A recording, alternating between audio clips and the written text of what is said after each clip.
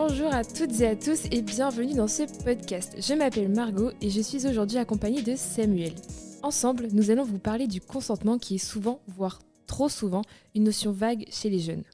Bonjour, exactement. Même si les adolescents ont des cours d'éducation sexuelle, il y a encore aujourd'hui de gros problèmes de compréhension entre deux jeunes partenaires qui entrent dans la vie affective et sexuelle. Rappelons que le consentement est le fait de donner son accord sans contrainte, notamment en ce qui concerne la participation à une relation affective ou sexuelle. C'est pourquoi nous nous sommes demandé, Samuel et moi, en quoi le fait que cette notion de consentement soit vague impacte-t-il les liens sociaux entre les adolescents.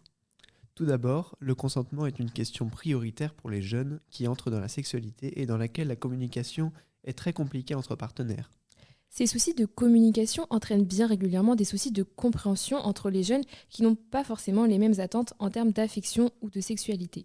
Et oui, souvent on n'ose pas demander par peur de gêner son partenaire sur ce qu'on aime ou ce que l'on veut, mais c'est pourtant essentiel pour ne pas brusquer, déranger ou encore avoir des gestes déplacés. Tout ceci amène à des attentes non respectées. L'idée serait de fixer des standards en matière de consentement beaucoup plus exigeants et comprendre que non veut dire non, mais aussi que l'absence de non ne veut pas dire oui non plus. Rappelons que les victimes d'agression sont aussi bien des filles que des garçons, même si on note plus de victimes féminines. Un total de 114 100 victimes a été dénombré en 2023, dont 57% sont des femmes. Les adolescents ne savent pas toujours, voire jamais, comment s'y prendre, alors comment savoir si on dépasse des limites et comment réussir à créer un lien avec sa partenaire pour avoir des rapports consentants et qui se déroulent bien. Durant nos recherches, nous avons eu l'occasion d'interroger l'infirmière du lycée, Madame Papin. En effet, elle remarquait que durant les ateliers d'éducation sexuelle, lors des échanges, que les signes envoyés ne sont pas compris par tout le monde, comme par exemple le fait d'ignorer une personne insistante, les regards de refus ou de désintéressement. D'autant que certains ne demandent pas la permission, ce qui est pourtant essentiel dans une relation. En plus, tous les adolescents ne sont pas d'accord sur la limite du consentement, plus précisément à partir de quand cela devient de l'abus. Exactement. La notion est donc très vague aussi par manque de communication entre les jeunes, ce qui impacte réellement leurs liens sociaux, car ils se posent de nombreuses questions. Il y a notamment depuis le phénomène #MeToo une ambiguïté que l'on appelle zone grise, dans laquelle l'acte en lui-même n'est pas situé car la victime n'aurait pas dit non explicitement.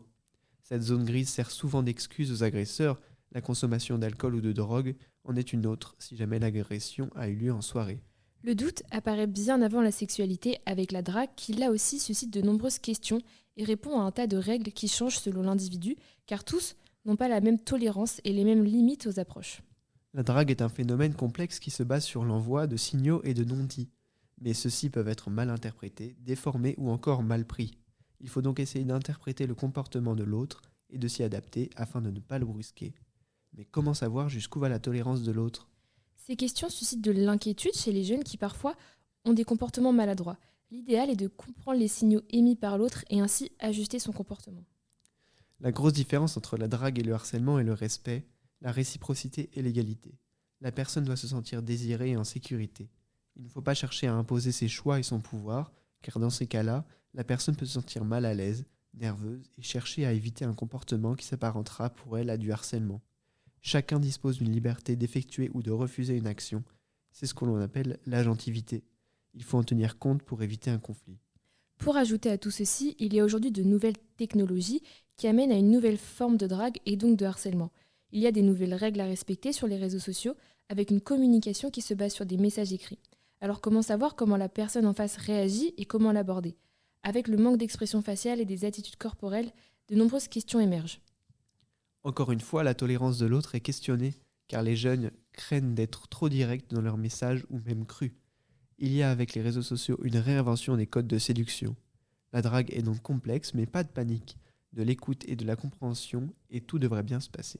Les questions importantes que l'on doit se poser sont premièrement, qu'est-ce que je désire ? Et deuxièmement, ce qui est très important, est-ce que mon ou ma partenaire le désire-t-elle, le désire-t-il aussi ?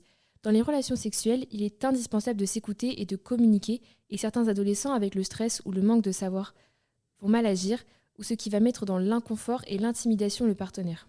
Pour conclure, posons-nous les bonnes questions sur nos limites et celles des autres, et répondons sans jugement aux questions de nos partenaires si nous le voulons, car il faut respecter l'intimité des autres. Tout à fait. Samuel et moi vous remercions de votre écoute et vous disons à bientôt.